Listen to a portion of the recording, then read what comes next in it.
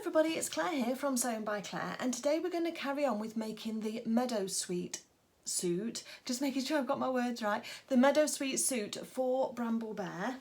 And this is from the Meadowsweet collection of patterns. So this is the waistcoat that we made last time, which is called the Milliner's waistcoat with its lovely patch pockets, and you'll have seen that video is already live.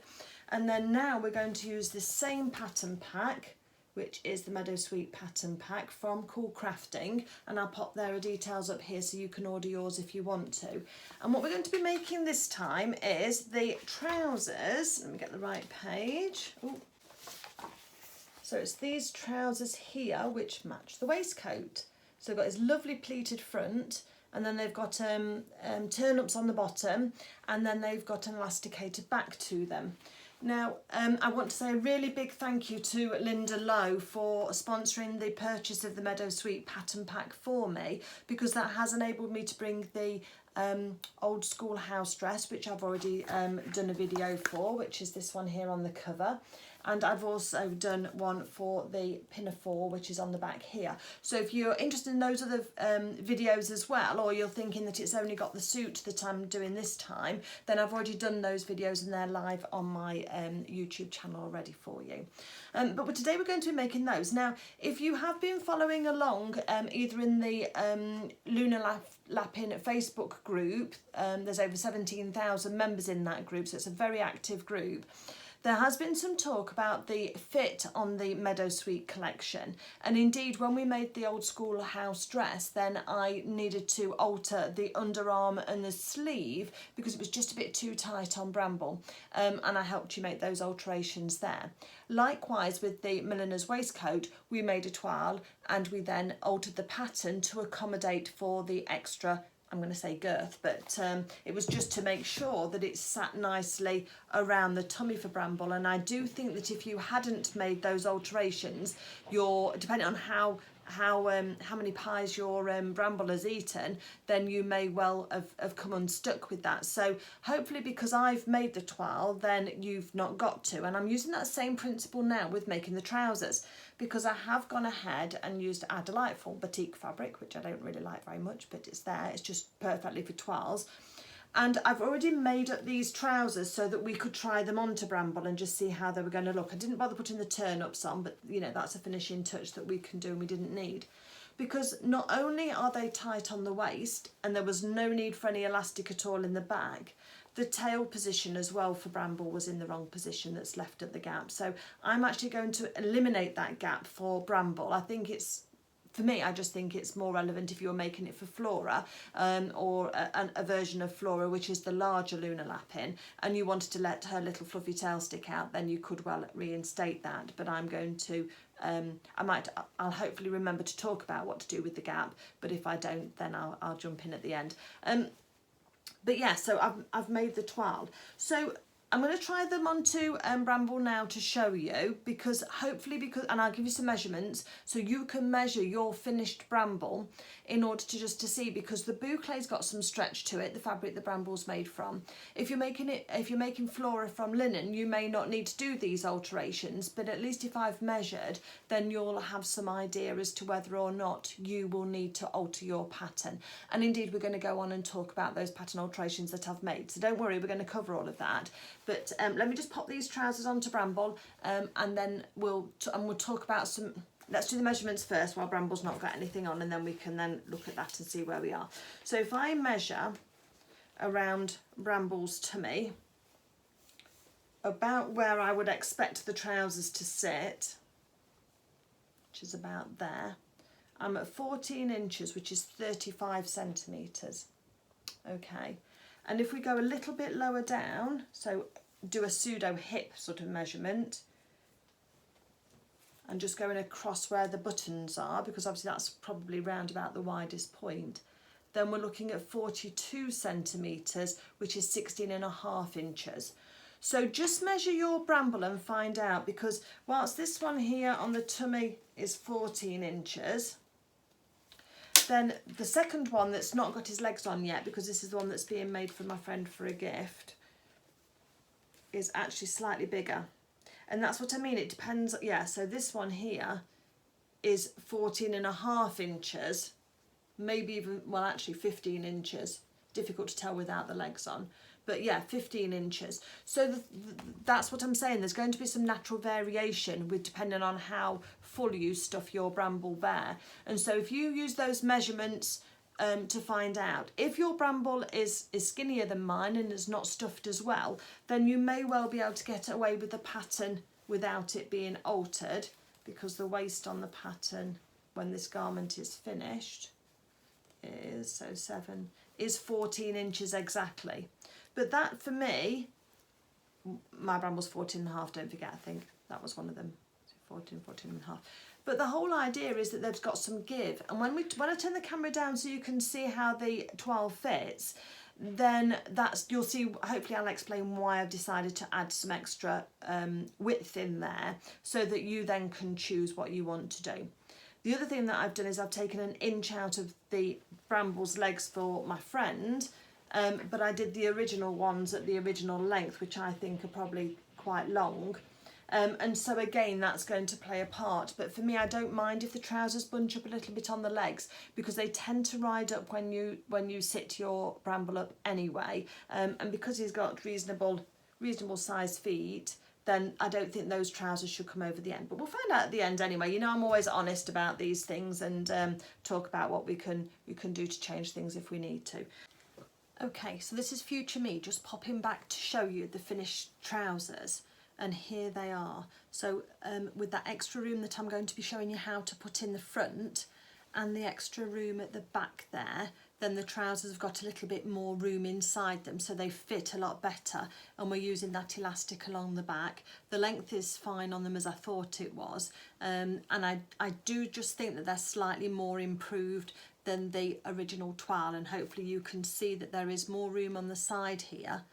And also when you want Bramble to sit, the trousers still bunch up a little bit, but you've got that ability to sit him up now wearing the trousers, so that works better. So I'm just popping you back on just to say that everything I talk about works out really well, and you can follow along with confidence then that you're going to get a pair of trousers that are going to suit your Bramble Bear really nicely. So I just wanted to pop on and reassure you about that. Okay, back to the video. So let me tilt the camera down and we'll talk about the toile and the fit. That will help you hopefully analyse fit on other garments, and then we'll talk about the pattern changes that I've made before we get on to cutting out and making up our garment. Okay, I'll tilt the camera. Okay, so let's pop these trousers onto Bramble. I just hand sewed these because I was at my sewing class in Spain, and it was just quick and easy just to hand sew these. And they went together fairly easily, so that's going to be good. There's nothing too complicated about them. I think the instructions around the waistband might confuse a few people, but hopefully I'll be able to iron all of that out for you. So just tucking Bramble's tail in, and then tucking around the thing. Right, so this is the toile on Bramble. So it's looking quite hippie. I don't know if you can see that. There's not much room at this point here at all for Bramble. The trousers sit quite nicely up and high on the waist, but that's the hole for Bramble's tail there, and my Bramble's tail's actually down here. So if I were to take those down low enough to get Bramble's tail out, and the other thing is the orientation of Bramble's tail is sewn across and the slit is up and down. So I'm not sure that that actually adds anything to the look of the garment. So that's why I'm going to eliminate mine. But obviously if you want to, just remember you'll need to do your tail hole slightly down. So the back of the trousers, as you can see, fits snugly without any elastic in at all. I can get my finger inside, but it's just not doing it for me. As I say, quite hippie here. The pleats are pretty much pulled out completely, look, as well, so they're not lying nicely down and straight like they do in the pattern. So in the pattern here, there's some freedom of movement there. Oops, something's slipping down. Let me just, well, there's a better picture look of the trousers. So that's the movement down there. And then the other thing is that when you actually sit Bramble down, his trousers are so tight that they're not wanting to allow him to sit down. There's no sort of like extra movement in the seat here, which allows you to move his legs nicely to allow him to sit down, and they're all looking all bunched up. And for me, I think that the overall look of the trousers was just a little looser. So that's why. So again, this is why we toile these garments when we think there might be a bit of an issue, just to make sure that we're kind of covering all of those things off, because I think we can improve the width down here and also give some more room down the back as well, which will be fine. The length is no problem at all, and by the time we've taken that up with the hem and then we've put the cuff on, and especially because my Bramble number 2's legs, got one just here, are slightly shorter. Let's see if you can see that. Slightly shorter, then I think they'll just bag up a little bit, and I don't mind that. But if we get to the end, what we can do is we can just try the trousers on before we actually sew the cuff on, and if we need to take half an inch or an inch off there, then we can do that, and I'll talk to you about that as well. So that's the analysis of the fit, if you like, of the trousers. So just to recap, I'm going to add extra length down the trouser leg here, and extra width down the trouser leg here, which will then affect the waistband.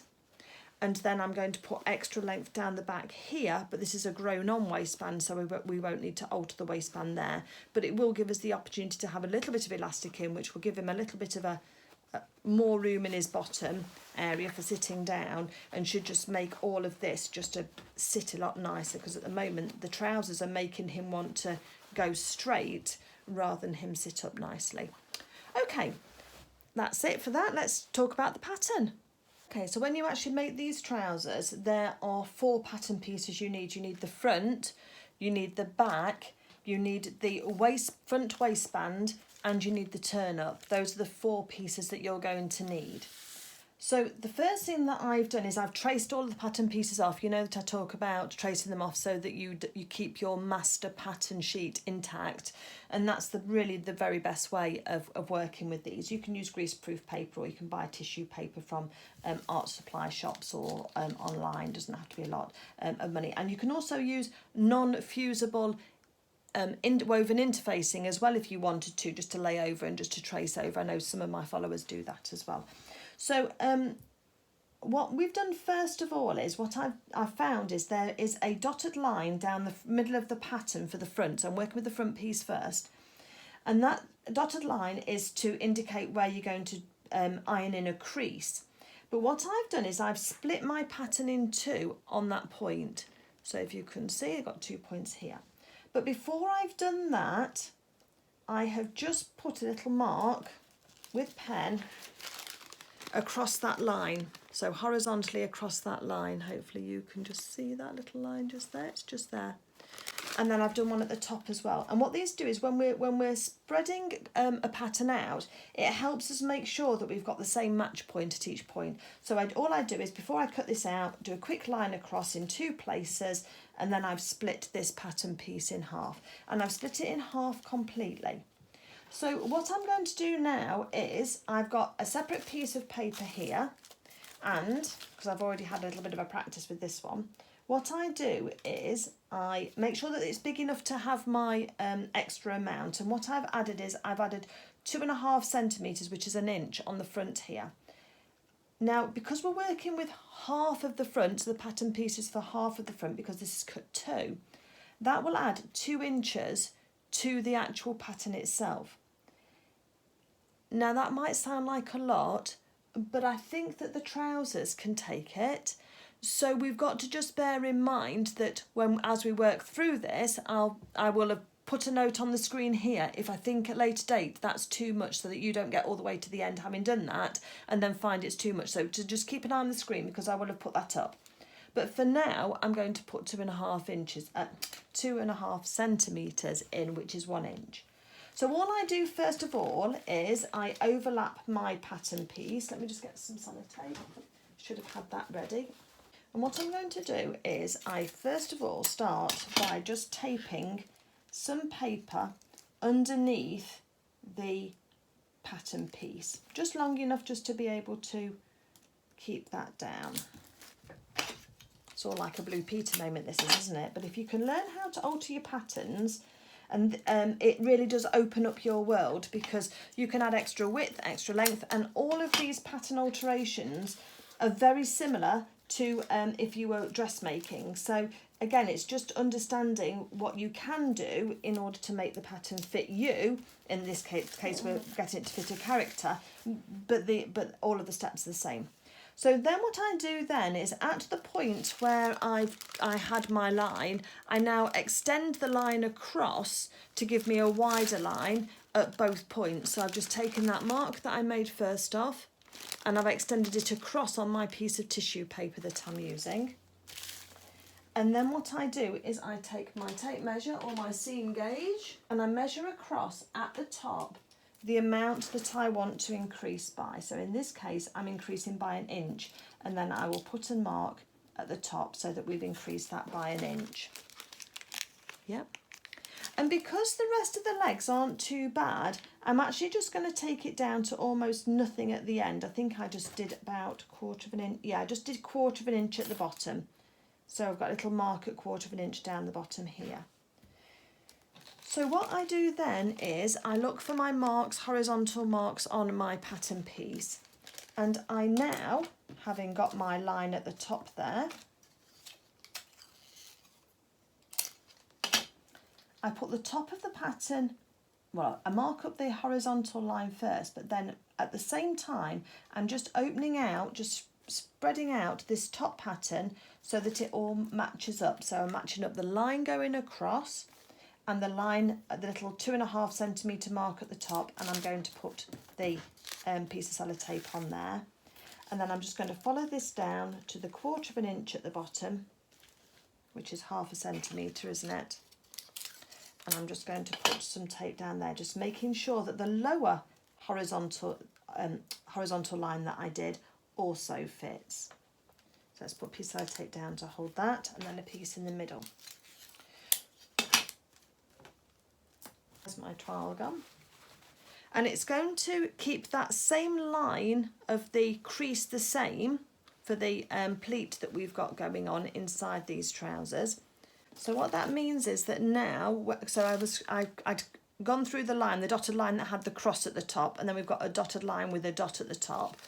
When we close these over, we're going to move that point there slightly in. So the distance between the cross and the dot was about just over 1 inch, probably about 1 inch, and our new line is 1 inch. So in actual fact, what we've done is we've got a cross there, and then this point here, this little dot, has actually moved in. So let me just cross through that dot and then put another dot just there, and then that's going to be our new dot for making our pleat in the front of the trousers, which gives us the inch extra on the waistline that we want just there. So that's going to make all of that better all the way along, and if we find that that's too much at the end, we'll try them on once we've made them up before we put the waistband on, and we can have a look and just see how that's looking. And if we need to, we've got some room there that we can either tighten it in or narrow it off, regardless, for whatever we want. That will make that pattern alteration onto both of the fronts of the pieces of the trousers. So because you're altering one side of the pattern, we cut out 2, so therefore that alteration will be mirrored onto both.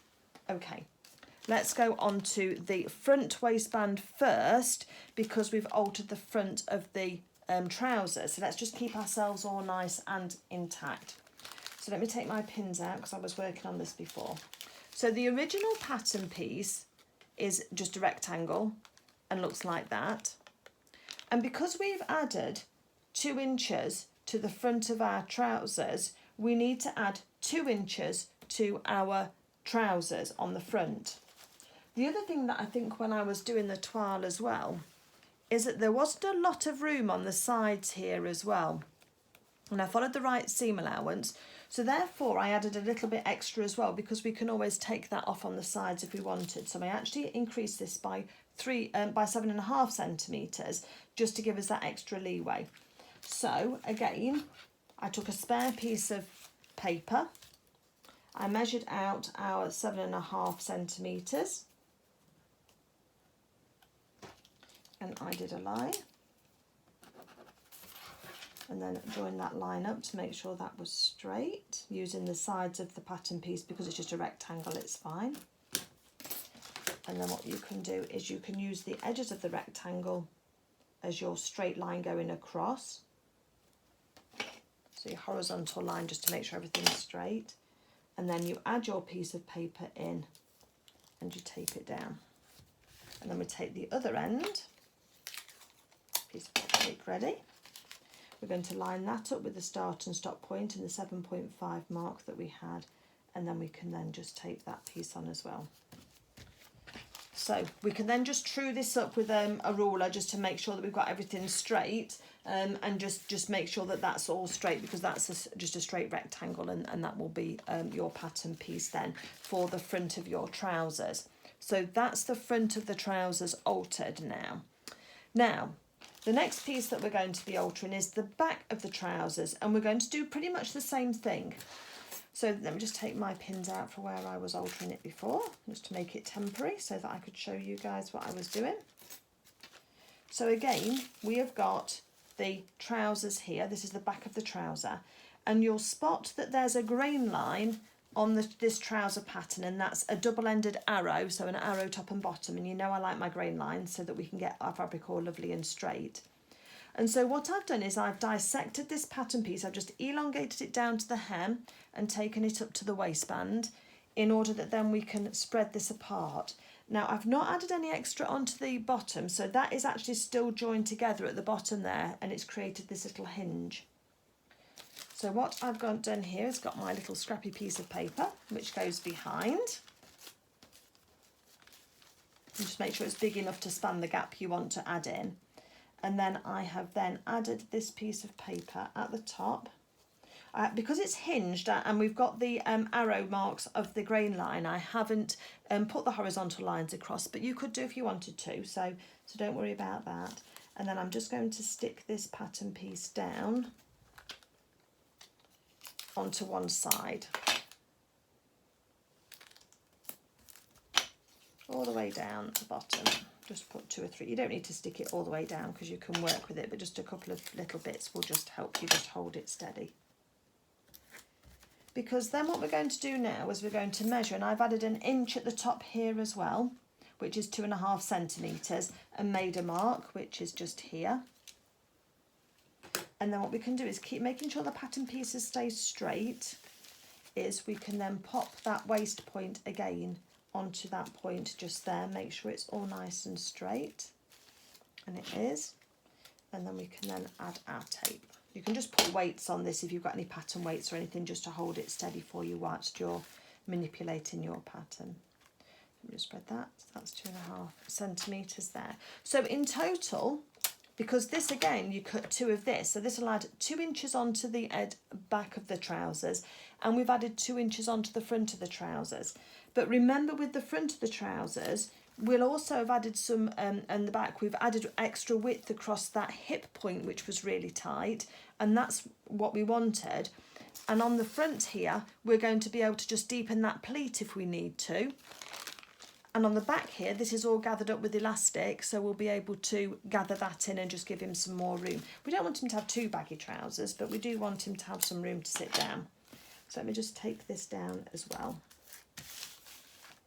So hopefully you can see there with the shaded area that I've drawn in the middle just there, that that's actually given us that extra length all the way down to the hem. Okay. So the next thing then that we need to do now is just true up this waistband, which I hadn't done before. And to do that, all we're going to do is follow the original line of the trouser and look at where it hits the back waistband, the other side, across that gap. And we're just going to just draw it in, just to join that little gap in there. And then once you've got your scissors, you can take off the excess of the pattern piece. And then I can just smooth that across just to make those 2 points blend into each other just nicely. And there's a little bit just there, but am I worried about that? No. I mean, you can just neaten it off if you want to, just to make it kind of flat, so that's all fine. Okay, so that's the front and the back of the trousers. The only other piece that we've got then to alter is the turn up. And with the turn up, we've added that 1/4 inch or 1/2 centimetre at the bottom just on the front, and we've not added any extra on the bottom. But I do think that we just need to be aware of what we're doing. So 1/2 centimetre at the bottom here, doubled gives us 1 centimetre. And I've just built in a little bit extra room. So I've just extended that by 2 centimetres because it's easier to take it off if we don't need it than it is to try and add it when you've already cut it out and we don't want to waste our fabric. So for that extra 1 centimetre, then I'm not worrying. But just as we did with the waistband, I took the piece of fabric, excuse that scrappy end on the edge there, it's just all rough cut out at the moment. I made a slash. I've then taken a piece of paper and I've measured 2 centimetres, which is to there. Draw my line straight up. So that's my 2 centimetre gap on my piece of paper. I'm going to line up the bottom of this piece of paper, the pattern piece that we've just cut out. My line wasn't straight, I was doing it quickly, my line wasn't straight, but yours will be perfect. And then on the other side we're going to add that extra. And it's just called slash and spread, this method is. If you're interested in learning more about this method, it's just called slash and spread, which is a really good way of describing it. So there we've got an extra 2 centimetres there added into the turn up on the bottom, so that should then help us. Okay, that's it for the pattern adjustments. It's going to give us extra room in the leg because we've got this extra room in here, and of course whatever we do on one pattern piece, the front and the back will then be doubled in onto the to the left front and the left back as well. And also we've added this extra at the waist, so that should, I think, it'll certainly make it better anyway. You know, fit is one of those things that you just have to try and, is a bit of trial and error, but the actual alterations are not different. If you find that you want to have more than this, or you've got a different character you want to make for, you can just slash and spread it further. You've just got to be careful that you don't distort the actual pattern piece, and you might need to add a little bit of length on the front or the back depending on the rise, but then you just do the same thing. You'd cut across the pattern this way and then you'd extend it up and then put refit the top piece on once you've extended it. And likewise with the legs, if you decided that you wanted to have shorter legs, we'll put a line across and we'll fold out some of that extra. Say if we decided we didn't need that extra inch in the length, we can fold it out, or we can take it off the bottom. But if you see how the trousers narrow as they get down to the bottom, if we just take it off the end, then you're going to increase the width at the ankle, whereas taking it up this way, you kind of keep that same cuff length. Getting a bit complicated maybe, but this is how you alter for length if you wanted to, or you cut and then you just slash and spread the same way that we've done on the width there. Okay, pattern fitting class 101 is finished. I'm now going to get the fabric out and we're going to look at cutting this out, and then we'll make it up and you'll be able to see if everything works well or not. Keep your fingers crossed for me. So I'm using this 1/2 metre piece of fabric that I got from Cool Crafting, and it really is a lovely, lovely piece of fabric. It's got this really lovely pinned pink and cream pinstripe in it, which is just adorable, and it's on a bit of a dark brown background. And I've chosen the side that I prefer. It's completely optional to you, and it's got the slightly darker pink, is slightly more vivid on it, so that's fine. And the way that we get grain on when we've got a stripe like this, because the most important thing is that the stripes are all level, is that we choose a stripe and then we make sure that that's the stripe colour or position that's on this side folded edge like that. But let's just take our pattern pieces, because we need, and I'm going to cut out I haven't got enough length here on this piece here because we use this for the jacket. Just short by 1/2 inch, what a shame, hey? But we've got mill fabric, so we're not going to worry. But what I will do is I'm going to use these then now to make the turn-ups and the waistband, which are not dissimilar length in actual fact. So that's why we need to keep the pattern pieces on them so we don't get them mixed up. So let's now fold this across so that we've got the right length, pretty much, and get everything all straight. So we want it to stretch right across without it being compromised on the stripes at all. So I'm going to use that little cream stripe there.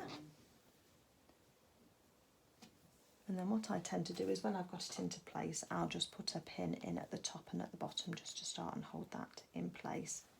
Just got to be careful that if you do this method, you don't find a pin halfway through what you're cutting out, and then it causes a problem for your scissors, your blades or your shears, whatever you use to cut out with. So just adjust that so that you've got that nice and flat on the edge there. And we can see that it dips down underneath at the top, so we need to be aware of that. But also at the bottom where it's been cut, there's a slight discrepancy at the bottom here as well. Can you see? Hopefully you can see that that doesn't quite lie straight on top of each other, so we've got to be aware of that too. But our stripe is straight, so that's good. And we can work alongside this now.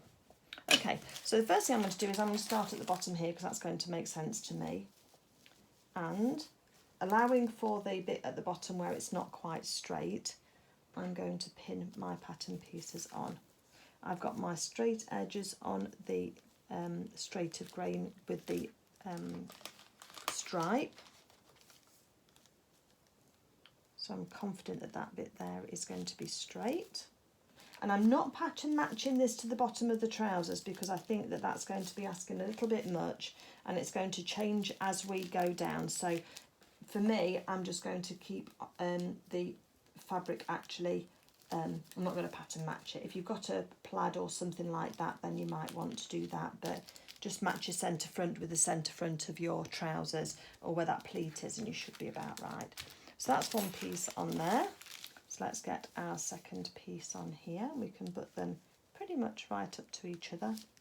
And I just rough cut these out at the moment. I hadn't trimmed them to the actual exact size. That's why they're looking a bit tatty around the edges. So forgive me for that. And then pin these on. And then all I'm going to do is just cut these two out now. And then I'll come back to you when we're ready to start and place the front and the back of the trousers. But because this was the offcut that I got to use first, it made sense just to cut these two pieces out first. But I'll come back to you and we'll talk about cutting out the front and the back. Okay, so now we're going to be working with the longer pattern pieces. And I just need to work out, so I can get one piece in, starting just here, look, and working from the bottom. So we'll work from the bottom. So I'm going to turn my fabric over. So again, I've got my right side out on my fabric. And we need to fold. It's going to be difficult for you to see because it's such a good, when it folds over on top of itself, it can be difficult to see where the actual start and finish is. We need enough for both pattern pieces. So just start by just sort of roughly laying it on top and just seeing where you are. We just need a little bit more. Okay, I think we'll be okay with that now. So now the first thing I'm going to do then, once I think we've got enough, is have a look on the edge here and let's go for a crease that or a stripe that we know that we can see. Let's go for this pink stripe. And I'm just going to pin it along this edge with the pink stripe on the edge, on the folded edge, just to hold it in place for me. And wool is pretty good. It doesn't sort of move around and shift a lot. It's not like a viscose or like a satin, so it doesn't move around too much. You still just need to make sure you've got your lines straight before you even start. And then you can also check at the top here and just see if that's all lining up for you as well. Okay, just make sure there's no distortion on the fabric and that everything's all lined nice and flat and straight. Okay, so then we know on the trouser leg we'd actually got this grain line, so we're going to use that to measure to the fold line to make sure that this piece is straight. So I'm going to take it quite far down because then that's going to leave us some room up here. So I'm going to do that way. Yeah, sometimes you can turn a pattern piece over and slot it up, but there's not quite enough room for doing that. So let's try not to be too clever with this because I have to remember that you guys are trying to follow along. And then what I'm going to do then is with the original grain line, which this is the back pattern piece, we're just going to use that to get straight of grain. So at the bottom here, I'm going to measure from the point at the hem. So the grain line was the one that was double ended here before we cut it down. So I'm not looking at the piece that we moved out, I'm looking at the original piece that has the crotch curve on it. So down at the very bottom, we didn't alter this point at all. So we're going to measure from there to the folded edge. And I've got about 12 centimetres. So let me just do that. There's my pins. And then take it down to the bottom. We don't need to lose any at the bottom because that's all right on top of each other. Okay, so I'll put a pin at the bottom just to hold that in place. And then we're going to go to the top of the grain line that was attached to the crotch curve. And we're going to measure from there. And just by straightening that up already, I can see that I've got spare here. So I'm going to move it across a bit more. So let's take it to see if we can get to 10. Yeah, I think we can get to 10. Okay, so I want it to be there. Make sure your pattern is lying flat on the length as well, which is what I've just done by smoothing my hand along it. And let's put a pin there. And then now let's go back down to the bottom here. Put our tape measure onto the 10 point and then get this bottom line here onto the 10 point as well. Okay. So now I'm sure that because we've got 10 centimetres from this point here to the hem, which is where the start of the alteration was, and we've got 10 centimetres from the hem point of that grain line where I carried it down and then split it, then I'm confident that that pattern piece is straight now. So now I can just go ahead and pin on our fabric piece, and because we've used the one closest to the fold first, then we can make sure that we don't need those pins in this point at all now on the fold line, because we've already got that sorted. So pin all of those all around. I wouldn't cut it out just yet, just wait until we've got the other pattern piece on first, because then we'll just make sure there's not any little alterations that we need to do first. So that's all fine. So then we're going to take our front pattern piece. There could be an argument for turning it round, and that might save some fabric, but because they're going to slot in against each other. But just for now, sometimes you can do that with some fabrics. We're going to keep it straight and keep it simple. And we've still got the original grain line, because if you remember, we went through that pleated line, which does run parallel with the grain line, but we can do the same thing again. So we need this trouser leg now to be on the pattern, the fabric. And now we're going to do the same thing. So I'm going to measure from the bottom of the, let's have a look and let's just extend that grain line. That's probably going to be easier, isn't it? Where's my seam gauge gone? Yeah. So let's just extend that grain line. Make sure it's straight. And then just take it down to the bottom of the pattern piece. And then here. Because the longer the grain line, the more accurate you can be. It's just because it can divert off over a longer stretch. So let's just leave that there. So extended the grain line. Just make sure that your fabric is at your pattern piece is actually on the fabric, and I've got a bit missing there, so I am moving it up so you can't see, but I've got a bit cut out just there at the bottom, and I had my pattern piece down here. If I'd have stuck that on, we would have missed a bit of the fabric. So I'm just going to move this pattern piece up slightly.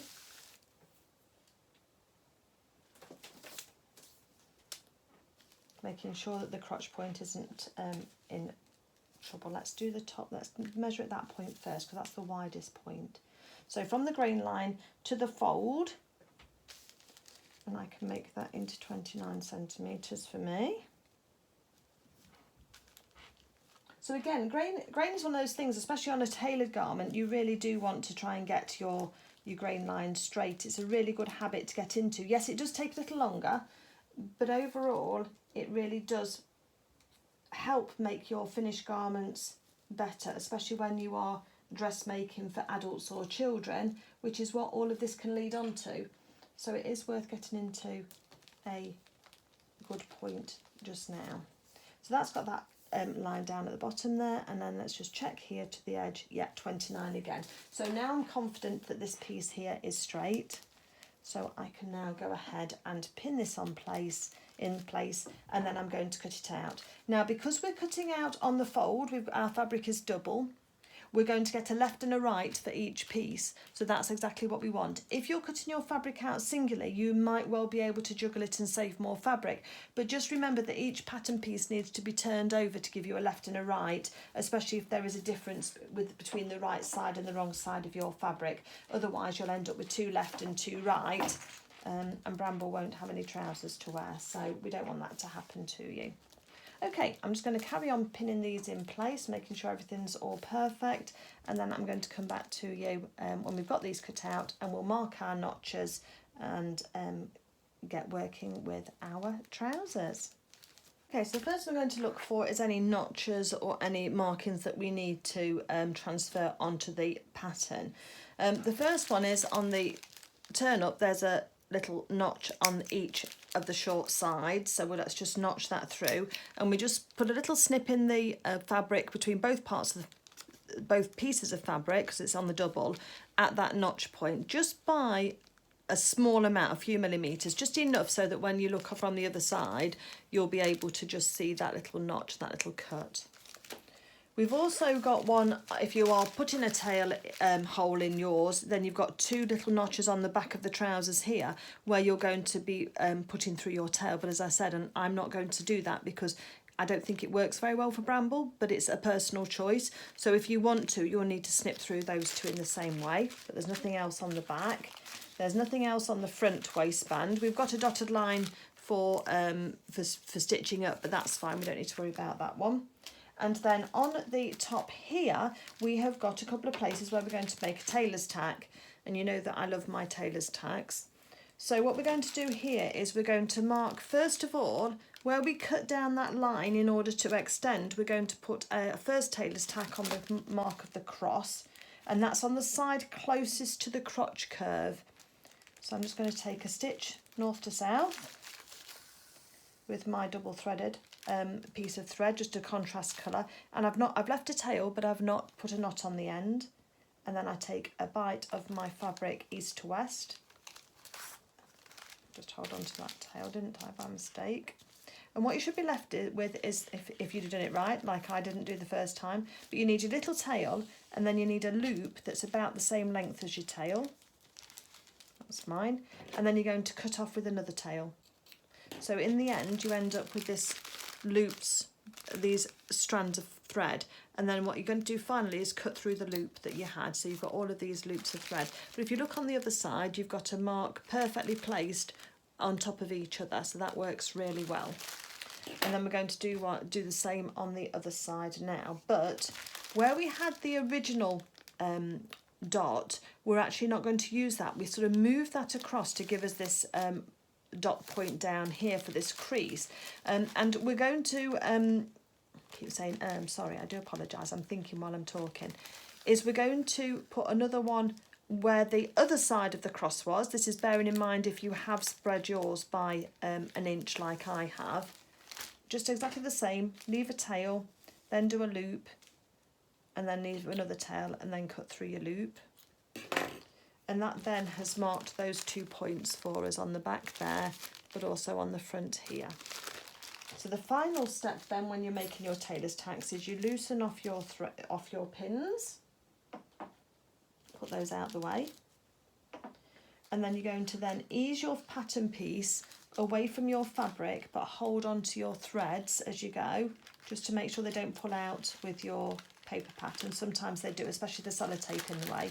Just take that out the way for now, and then you're going to separate both pieces of your fabric, and you're going to make a bridge of threads. So there's my bridge of threads just here. We're going to snip through there, and then on the other side as well we're going to make a bridge of threads. So you still leave some tufts on one side, but you've just got that bridge of threads here, look, and then you cut them through, making sure not to snip through your fabric, and then you've then got those points marked perfectly on both of those pieces of fabric at the same place. The other thing at the top here, look, you can see those two there and those two there. The other thing that I'm going to do at this point as well is mark the top and the bottom of my fabric, because it's so easy when you've got a fabric like this that's so close in colour to get it mixed up. So I'd got my wrong sides together, so I'm going to just take a pin, and somewhere in the middle of my garment I'm just going to put a pin through twice, just like that. And then on the other side I'm going to do the same on the top side. So I'm marking the top side, say this is my right side of my fabric. And there we go on that piece. And now I'm going to, just while I'm here, just use some of the pins, and while I remember, because you'll be surprised how easy it is to forget, to just do the same thing with the turn-ups and the waistband and the other back. It's just until we get to actually using that piece of fabric. So again, that's those two marks. So I've marked the outside on those in order that you can just know where you are when you're working. Okay, the first thing we're going to do, once you've marked all of your backs and your front so that you're comfortable that you've got all of those ready, is we're going to start and work with the front piece first, and we are going to be making our pleat in our fabric. So if you want to find your front pattern piece and fabric pieces, and then we'll be working on that together. So here we are, let's take our pins out so that we can work with our pattern piece. And the first thing I'm going to do is I'm going to put a little notch down the edge of the pleat, because that will just help us. And let's just do a little notch at the top here as well before we take the pattern piece off. So just put a little notch at the top of that crease and at the bottom. Just make sure you've gone through both pieces of fabric. Let's continue to take our pattern piece off. I'm not sure if those pieces are on or not, but it's just easy just to mark that fabric piece. Put your pattern piece away safely so that you're not going to lose that. I like to use little freezer bags for mine, and I can write on those and label those up, and that works very well. Okay, so now let's fold out these pattern pieces, the fabric pieces now, so we've got both of the right sides on top, and then we can work with those. And I've got my marks for my pleats on both of them, and I know I'm right side up because my pin's on the top of both as well, so that's all good. The first thing that we're going to do is have a look and see what colour stripe that is on, and it should match down the bottom on that pink, and it does, because the first thing we're going to do is press this crease in with our iron. So I'm going to just pin out of the way of the actual wool, because I don't want those pin marks to be transferred into my fabric. So there's one folded in half, and I've got the crease there, and then on here again, so that's right on that pink, and that was on a pink, so that's good. That means our pattern matching has worked, even though we weren't strictly pattern matching. And now I'm just going to pin, just away from the folded edge, because once we put some pressure on this, it'll fold it straight onto there. And I'm just following one of the stripes all the way down to the bottom. Because we cut this on the grain, that should be straight for us. So next thing I'm going to do is just get my iron set up on my ironing board, and we're just going to press that crease in. Okay, so I've got my wool pressing mat, I've got my little mini iron, and I've got my fabric pieces. The other thing is, because we're working with wool can go really shiny if you have too high a heat on it. And so what I would recommend you use is a press cloth. This one here is silk organza that I like to use, because it's really strong and robust. It's a natural fibre, it is real silk. You can just buy it from buy the meter from eBay, and I've just overlocked around the edge, or any of your local shops. Not all of your local shops might stock it, but certainly on eBay you can pick it up, and this will then take the heat, or the ferocity of the heat off the fabric, and leave your fabric intact. You could also use a tea towel, you could also use a pillowcase, and you could also use, if you know the old-fashioned handkerchiefs that used to get, fabric ones, then they are really good as well, because they're really fine as well. So have a look out for those at a charity shop, and you might be able to pick something up that will work for you there. All we're going to do now is just take the edge of this fabric. We're not going to be ironing over our pin, so we're not going to put the iron over all of it, but we're just going to press down this this folded edge, not the cut edge, the folded edge. And because we've got the steam, then that should hopefully start soon enough, and will just give us that little edge. And on the front here. And wool presses quite nicely, not as well as cotton does, but you can see already how much flatter that one is compared to the original one where it's got like the roll on it. But we've just followed that line down so it's perfectly nice and straight. So let's just give it a little bit more just to make sure, and we can turn it over and we can press it from the other side. But I'm just being careful not to press over my pins as well because we don't want those marks in the middle there and there. And then we're going to do exactly the same for the second one. Okay, so we've got these edges of the creases now or pressed. What I have done on this one, and I did it just as a bit of trial off camera, is I've just run a row of stitching right the way along that crease line. Now obviously this is purely optional and it isn't included in the book, but I think that when Bramble's wearing those, it's going to give a really nice crisp pleat down the front of there, just that nice almost pin tuck. So let me show you how I've done that, but it's completely optional and it isn't included in the book. So if you don't want to do it, then obviously no offence and I won't ever know whether you do or not. But whilst you've still got your trouser fronts in half like this and you've got following that stripe down, I've still got my pins in holding my fabric to one side. But what I've done is on my machine, I've just moved my needle right the way across to the left. So I can just see that it's just on the edge. Just see, and just on the edge, it's a lot of justs there, isn't it? But it's on that point, and I'm just sort of going to run the fabric through so I can just see it through the hole in the centre where my presser foot is, and that actually should help a little bit. So I just find I don't wobble so much. If you've got your needle in the middle and you've got all of that width to play with, I find that I can go off kilter a little bit more. Whereas if I've only got this very smallest amount, and if I don't know if I can show you on here how close that is, that stitch line just there is to the actual edge of the pleat, then you'll see where I am. So I'm not reversing because the stitches will be hidden in the waistband and then on the cuff. So just hold on to your threads while you start, and then just take your time really, really carefully. And just go nice and slow and steady. And because it's a straight line and because you're on grain, then you should just be able to go all the way down here quite neatly and almost take the barest minimum. Almost 1/8 of an inch is all I'm taking, which is just a few millimetres.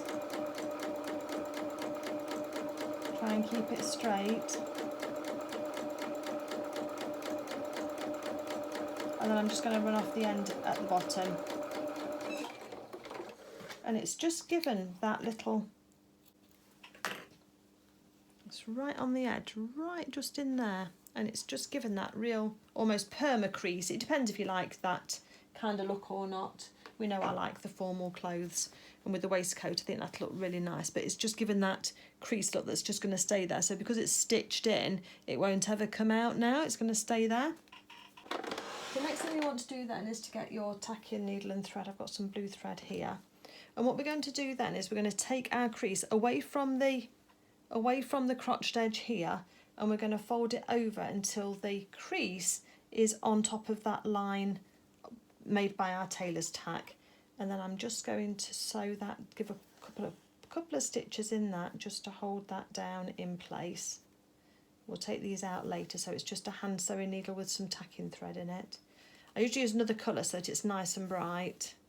So the yellow is my tailor's tack, and then this blue is what I'm using just to cinch down that pleat. And you want to make sure that your pleats are going out. So if you look at where your crotch curve is, let's do this one now. So there's my crotch curve here, and I'm going to put the pleat out towards the side edge, and literally just putting it on over the top of that tailor's tack that we've got just there.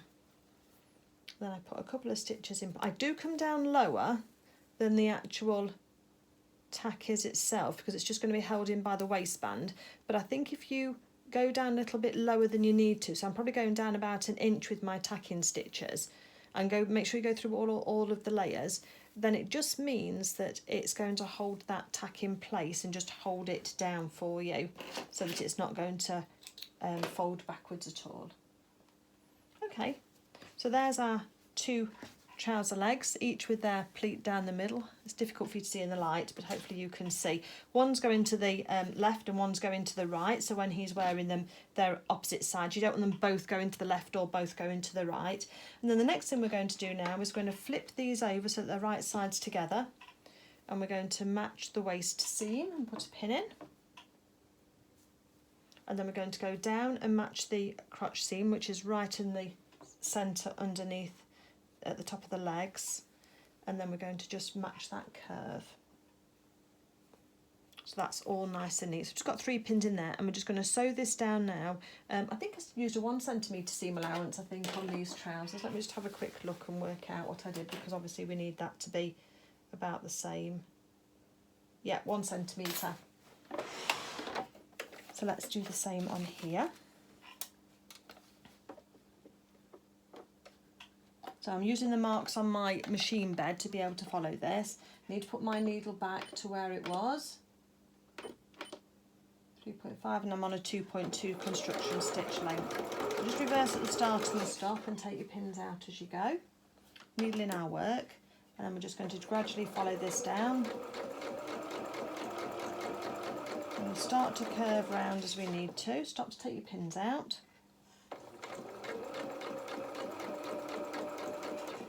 And then when we start to feel like we're dragging the fabric, just leave your needle in the work, lift up the presser foot and just turn it slightly. Just means that you're not going to be yanking on that fabric and pulling it out of shape, and then just get it to straighten up as we come through. And then just reverse at the end. I'm going to be playing chicken bobbing with my thread today, so we'll see how we get on. So the next thing then that we need to do now would be to neaten this edge. And we've neatened before. You can either use your zigzag stitch on your machine to zigzag over the edge. Just make sure that you kind of come off the edge with your, so your zig goes into the fabric, and your zag stitch when it comes across to the right goes off the edge of your fabric, and that will just neaten that for you, and then just trim off any whiskers. You can use your pinking shears, which are these here with the triangular blades on them. I know I talk about those a lot, and just be really careful that you keep anything you don't want to trim out of the way. But I've got my overlocker set up, so I'm just going to overlock over this edge now, and that's going to neaten that for me. So let me just go away and do that, and you neaten this crotch seam, and then I'll meet you back here.